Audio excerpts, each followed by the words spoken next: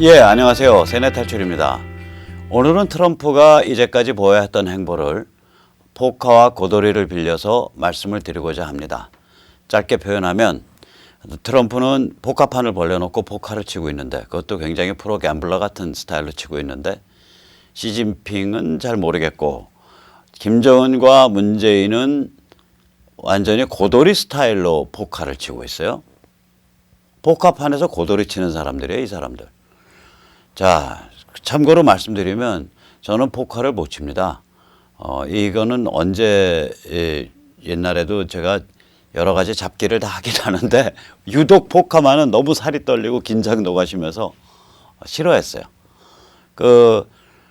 그런데 이제 이런 얘기를 오늘 드린 이유는 제가 포커를 잘 쳤어가 아니라 어저께 저녁에 포커를 거의 프로 갬블러 수준으로 칠 줄 아는 후배랑 밥을 먹었는데 이 후배가 하는 말이 아이 선배 트럼프 행보를 보면 포카판 프로 갬블러 같아요. 이런 말을 하더라고요. 그래서 오늘 그 얘기를 가지고 좀 너스레를 떨어보겠습니다. 이름대로 가죠. 이름이 일단 트럼프 아니에요. 이 포카 스타일을 제가 잘 모르지만 어저께 후배가 가르쳐준 대로 한 6가지 정도로 정리를 해봤습니다. 우선 포카는 고독한 게임입니다. 한마디로 테이블 위에 자기랑 공모할 수 있는, 자기랑 같이 음모할 수 있는 짝꿍을 안 칠 수가 없어요. 짝꿍 안 쳐봐야 아무 소용 없어요. 테이블 위에 앉은 모든 사람들을 작살내야 되는 그런 게임입니다. 두 번째로 포카는 블러핑 게임이죠. 상대방을 헛갈리게 만들어야죠. 좋은 패를 가지고도 나쁜 패인 척 해야 되고 나쁜 패를 가지고도 좋은 패인 척 해야 합니다. 세 번째로 포카는 퍼지 지능을 해야 합니다. 이게 무슨 얘기냐면 이 불확실성을 확실성으로 좁혀나가는 거예요. 그러니까 상대방이 무슨 패를 들을 것 같다 해서 거의 들은 게 확실하다 혹은 안 들은 게 확실하다 해서 확실성을 상대방에 대해서도 좁혀가야 되고요. 마찬가지로 자기에 대해서도 계속 패를 이렇게 이제 더 받다 보면 무슨 패를 받을 수도 있겠다 해서 정말 그런 패를 받았다 혹은 안 받았다. 그러니까 그리고 상대방을 이길 수 있다 없다. 이 불확실성을 확실성으로 좁혀가는 게임이거든요. 그 다음에 포커는 기다림의 게임이죠. 이게 유혹입니다. 시간을 끌어서 상대방의 판돈 레이싱을 유혹해야죠. 그러니까 질 때는 작게 지고 먹을 때는 크게 먹어야 되니까 상대방이 많이 지르도록 만들어야 된다고요. 다섯 번째로 포커는 리스크 관리 게임이죠. 그러니까 승률 확률이 높고 이익이 클 때 결판을 내고 승률 확률이 똔똔 50% 50 정도 되는데 이익이 얼마 안 큰다. 그러면 심지어 죽을 수도 있어요. 그 다음 포커는 시퀀싱 게임입니다. 이게 포커 테이블에 앉을 때 그러니까 강자 약자 시퀀싱이 굉장히 중요합니다. 그래서 한 6가지 특성을 가지고 이 포커 게임의 한번 우리가 살펴보겠는데요. 이런 포커판에 지금 짧게 말하면 시진핑은 떨어져 나가려고 하고 있고 죽으려고 하고 있고 불행하게도 문재인과 김정은은 팔자가 결국 끝까지 레이싱을 할 수밖에 없는 그런 게임인데 이게 김정은 문재인 게임 뛰는 방식 보면은 고도리 게임 방식이에요. 자, 한 가지 살펴보죠.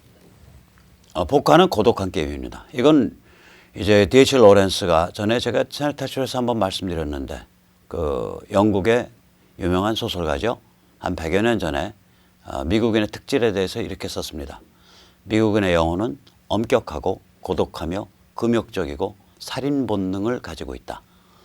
영어로 The essence of American soul is hard, isolate, stoic, and killer instinct. 이때 살인 본능은 제가 해석하기는 그 뜻이 지능적이며 잔인한 본능을 갖고 있다는 얘기예요. 전략적이며 잔인한 본능. 한마디로 장난 아니다 이 소리죠. 이 포커는 19세기 초 미국에서 완성된 미국인의 게임입니다. 이 게임의 특징은 고도리와 달리 고도리에는 자기 편도 있을 수 있고 숨겨놓을 수 있고 그런데 테이블에 앉은 모든 상대를 죽여야 되는 게임입니다. 지금 복합판에는 트럼프가 차린 복합판에는 시진핑, 김정은, 문재인이 앉아 있습니다. 이 고도리를 칠 때는 예를 들어서 뭐 셋이 친다. 근데 둘이 만약에 짝짝꿍 한다. 그럼 나머지 한 명 물먹이기 쉬워요. 복합판에서 이런 식으로 짜고 치면요. 몽땅 망합니다. 복합판은요. 무조건 이겨야 되고 이긴 다음에 불쌍한 친구 있으면 딴 돈을 가지고 나눠줘야지 친구와 눈을 맞춰서 협력을 해서 복합판을 이길 수 있다. 이런 식으로 착각을 하고 고도리 치듯이 작전을 짰다가는 골로 갑니다. 다른 말로 표현하자면 문재인, 김정은 그리고 시진핑까지 포함한 이런 짜고치기가 복합판에선 통하지 않습니다. 그러니 지금도 정확하게 이 김정은이나 문재인은 확실히 절감을 해야 됩니다. 문재인 쪽에서는 북을 염두에 안 두고 무엇이 나의 권력의 최대 이익이고 이런 것을 계산을 해야 되고요. 김정은도 마찬가지예요. 남을 연결해서 남에서 반미시위 압력이나 남의 빨대를 박아서 남쪽의 빨대를 박아서 어떻게 살아나가겠다 이런 생각했다가는요. 이 완전히 스스로 자멸하는 수를 두게 됩니다. 그런 수를 도왔습니다. 한마디로 포카치기를 고도리 치는 그런 사람들이죠. 이 포카페이스라는 게 굉장히 중요해요. 이것 때문에 이른바 우파니 이른바 보수니 하는 쪽에서 이 트럼프의 이 미국 행정부의 그 전략적 의도를 읽지를 못하고 고도리판 읽듯이 읽고서 막 댕댕거리는 거죠. 한마디로 그 트럼프가 계속해서 이 상대방을 혼란시키는 그런 페인트 모션들을 취하는데요. 예를 들어서 나 시진핑 좋아해. 중국과 타협할 수 있어. 우리 위대한 두 나라 함께 잘 갈 수 있어.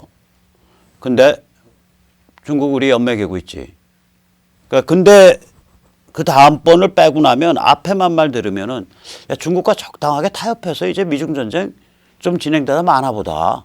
이렇게 오독할 수 있는 여지를 준다고요.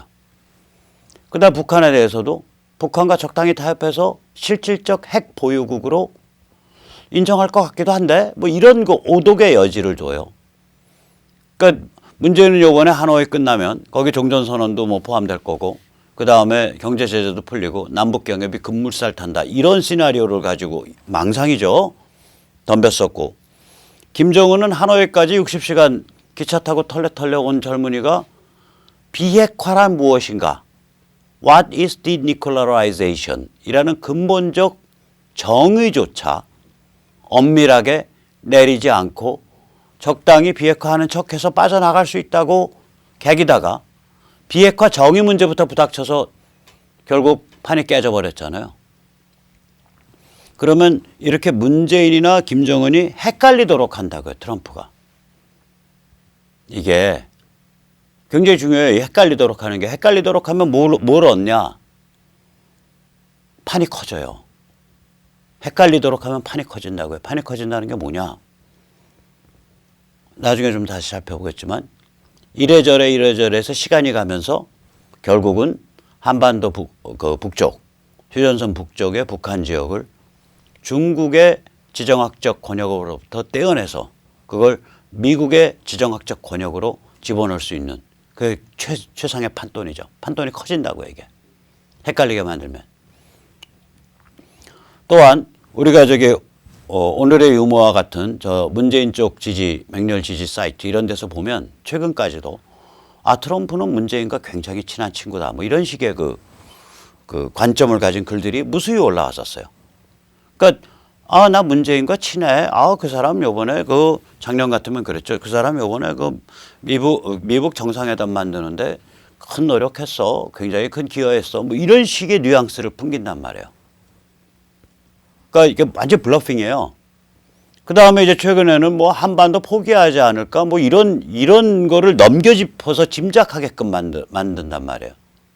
이 화법이나 방식이 그래요. 그래서 트럼프 행정부를 해석할 때는 완전히 포카페이스라는 걸 좀 트럼프가 포카페이스예요. 오히려 펜스나 볼턴은 정확한 표현을 하는데 트럼프는 포커페이스예요. 이게 잘 아시죠? 레이디 가가라는 여성 싱어죠. 여성 싱어의 포커페이스라는 노래가 있습니다. 노래 한 곡 들으시면서 잠시 쉬어가도록 하겠습니다. 왜냐? 우리가 자유애국 시민이 속이 너무 달아가지고요. 댕댕댕댕댕댕 그냥 막 이 마음이 너무 갈급해요. 조급하고. 그래서 노래 한 곡 일부러 집어넣어 봤습니다. 이 노래는요. 어떤 뜻이냐? 그들을 포커페이스로 다루고파, 그들을 굴복시키고파, 그들이 내게 기어오르도록 만들고파, 그들이 판돈 팍팍 세우게 만들고파. 사랑의 여신은 스페이드로 마음을 흔들지.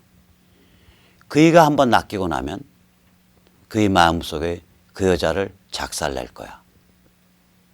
스페이드는 이제 뭐 하트, 다이아몬드, 클로버 이런 거랑 같은 뭐 예를 들어서 에이스면 같은 에이스가 나와도 예를 들어서 같은 플라우스가 나와도 스페이드 플라우스까지 이기는 거예요. 그러니까 그 서열이 제일 높다고요. 같은 저거라도. 그래서 사랑의 여신은 스페이드로 마음을 흔들지. 이게 아주 재밌는 표현입니다. 이게 이제 그 다음에 포커랑 이제 굉장히 유사한 점이 또 이 퍼지 지능이거든요. 지금 이 트럼프가 해온 일을 보면, 그러니까 불확실성을 확실성으로 좁혀 나가는 겁니다. 자, 타임머신을 타고 작년 한 3월쯤, 한 1년 전쯤, 혹은 작년 한 5월쯤, 한 10개월 전쯤으로 돌아가 보자고요. 그때 트럼프 입장에서는 중국 손발을 묶을 수 있을까? 저거 북한 지역이라는 게 뒷배가 중국인데, 중국의 지정학적 영역인데 70년 동안 그걸 지정학적 영역으로, 중국 내지 소련의 지정학적 영역으로 인정해 왔는데 중국 손발을 묶어야 북한을 손보는데, 이런 불확실한 상태였을 거 아니에요. 한 1년 반 전으로 돌아가면. 그러니까 중국을 그럼 손발을 묶는 거는 경제를 무기 삼아서 전쟁하면 돼. 한 번도 이런 식으로 관세를 무기로 전쟁한 적이 없어요, 미국이. 한 번도 그런 적이 없다고요. 당연히 없죠. 1991년까지는 말하자면 브레튼 우드 가트 체제, 개방형 자유시장 경제로 서방 경제는 지도를 해나가고, 소련은 코메콘 사회주의 경제권으로 따로 떨어져 나가 있었으니까. 아니 자기가 지금 지도해 나가는 세계 경제 체제에 대해서 무슨 관세 폭탄 터뜨릴 일이 없잖아요. 그 다음에 소련 동구권 무너진 다음에는 전부 세계가 촘촘히 엮이는 세계화된 세계 경제, 그걸로 나가고 있는데 웬만하면 관세 폭탄 안 썼죠. 근데 관세 폭탄을, 즉 경제를 무기로 삼아서 전쟁하겠다는 거 아니에요. 듣도 보도 못한 군사 무기를 들고 나온 거예요. 무기를 들고 나온 거예요. 군사적 무기가 아니라 경제를 무기로 삼은. 자, 그런데 경제를 무기로 삼으면 이게 양날의 칼이에요. 중국산 상품에 관세를 먹이면 그 상품을 사용하는 미국 소비자, 혹은 그걸 중간재로 사용하는 미국 기업이 애를 먹는다고요. 그러면 이 미국 경제에 대한 타격을 줄일 수 있을까? 또 이런 불확실성이 있었잖아요. 이거는 셰일 혁명과 경제 성장으로 풀 수 있어. 이게 이제 그림이 나오기 시작한 게 한 1년 전부터 나왔단 말이에요. 미국 경제가 이제 뭐 3%대 성장, 4%까지 막 치고 올라가는 그런 성장으로 팍 치고 올라가니까. 그건 미국 금리만 봐도 알잖아요. 지금 금리가 오바마 때 거의 뭐 그때 1% 이하죠. 거의 공짜 금리 같은 금리가 지금은 제대로 된 금리. 지금 2.5인가 2.25인가까지 가 있죠. 이건 왜 그러냐면 경제가 살아나니까 금리를 정상화시켜 놓을 수 있는 거예요. 금리를 정상화시켜 놔야 그 다음에 무슨 금리 정책을 하거나 말거나 하죠. 금리를 통한 피스칼 팔리시, 그러니까 이 경제 운영 정책을. 금리가 0%인데 금리를 더 낮추면 그럼 금리 마이너스 금리를 할 수는 없던 거 아니에요. 마이너스 금리라는 건 돈 맡겨주시면, 아니지, 돈 빌려주시면 돈 더 얹어드리겠습니다가 마이너스 금리예요. 말이 안 되는 소리죠. 그러니까 금리가 그래도 한 2, 2.5, 뭐 3 이렇게 이 선에 있어야 거기서 그 정상적인 경제 운영이 가능하거든요. 오르락내리락 하면서. 금리가 좀 정상화돼 있다고요. 금리를 정상화시키려면 경제가 튼튼해야 금리를 정상화시킬 수가 있어요. 그런 일까지 일어난 거 아니에요. 그럼 이 정도로 경제가 좀 활력을 찾으면 오케이, 그러면 뭐 그까지 중국제 제품에 대해서 관세 10% 25%더 먹여서 약간 가격 올라간다고 소비자가 많이 불만 없을 거야. 이제 이렇게 될 수 있는 거죠. 그 다음에 이제 묘해가지고요. 중국과 같이 이렇게 G2 정도 되는 큰 놈을 건드리면 이게 이제 여진이 막 번져요. 그러니까 중동도 불안정해지고 뭐 서유럽도 불안정해지고. 왜 그러냐면 예를 들어서 독일 같으면 중국에 엄청나게 막아놨거든요. 독일이 투자가 무지막지해요. 중국에 대한 투자가. 그러니까 이 서유럽 같은 데도 이게 불안정해진다고요. 다 중국을 건드리면. 그럼 이 불안정해지기 전에 다져놔야 될 거 아니에요. 근데 다져놓는데 달래서 다져놓는 게 아니죠. 군기 잡아서 다져놓죠. 그러니까 호르무즈에 있던 미국 항모 빼버리죠. 거기에 전 세계 석유와 가스가 10%, 20%, 30%씩 드나드는 데인데 매일. 왜 뺄 수 있냐? 미국이 순 에너지 수출 국가인데 이제 미국에서 석유가 막 튀어나와서 셰일 기름이 튀어나와가지고 셰일에서 만든 인공 기름이 튀어나와서 이제는 셰일 원유가 튀어나오고 이러니까 인공 원유가 튀어나오니까 이제는 마음대로 할 수 있는 거거든요. 그러니까 에너지 루트에서 철수한다 싶으니까 바로 사우디아라비아나 그 다음에 서유럽에 바로 군기가 빡 잡히죠. 못 겨기게 된다고요. 그 다음에 이제 그러니까 이제 이게 다 불확실한 조건들을 확실한 조건으로 바꿔 나왔던 거예요. 지난 한 1년 반 동안. 그리고 우리가 이제 세뇌 탈출에서 한두 번 조명을 했지만 중국을 때리는 정책하고 관세로 그 다음에 북한을 이 외교 협상으로 끌어내서 1대1 협상 마당으로 끌어내는 그 1대1 협상 마당으로 끌어내는 그 과정하고가 정확하게 싱크돼 있어요. 그러니까 제1차 미북 정상회담을 전후해 가지고 중국에 대해서 500억 달러에 해당하는 상품군 에 대한 관세 조치를 실행을 했고요. 그 다음에 문재인 9.18인가? 그렇죠. 9.18 평양 방문을 그날에 맞춰가지고 중국에 대해서 2천억 달러 관세, 2천억 달러에 대한 우선 10% 관세를 발표했고요. 그 다음에 이번 하노이 정상회담 맞춰서는 딱 곧 다음 날이 바로 중국의 마지노선이었잖아요. 지금 2천억 달러에 10% 매겨져 있는 게 25%로 올라갈 거냐 아니면 중국과 10%로 일단 묶어놓고 중국과 다른 개선에 관한 중국 쪽의 그 패키지를 수용해 줄 거냐 혹은 중국 쪽과 패키지를 더 논의할 거냐 뭐 이런 마감일이 3월 1일이었단 말이에요. 그러니까 이게 중국 때리기와 북한 끌어내기를 싱크 맞춘 거죠. 그러면 이제 불확실한 거가 자꾸 줄어들어가는 거예요. 그러니까 이제 그 다음에 이제 문제는 뭐가 되냐면 계속해서 이런 불확실한 거에 대한 이제 이슈가 좁혀져 가는 거죠. 뭐냐면 야 중국 힘 빠졌냐? 충분히 빠졌냐? 한반도 유사시에 중국 개입할 가능성이 이제 떨어졌냐? 충분히 떨어졌냐? 오케이? 그럼 이제 본격적으로 북한 흔들 수 있게 됐냐? 이거라고요. 본격적으로 북한을 흔들 수 있게 됐다. 중국 힘이 상당히 많이 빠졌다. 한반도 유사시에 중국의 개입 가능성이 굉장히 떨어졌다. 이러니까 요번에 판을 깨버린 거예요. 트럼프가. 판 깨놓고서도 딱 안면 몰수하고 우리는 대화할 자세가 돼 있고 대화에 개방돼 있어. 그리고 원칙대로만 하겠다는데 그거 어떡할 거예요?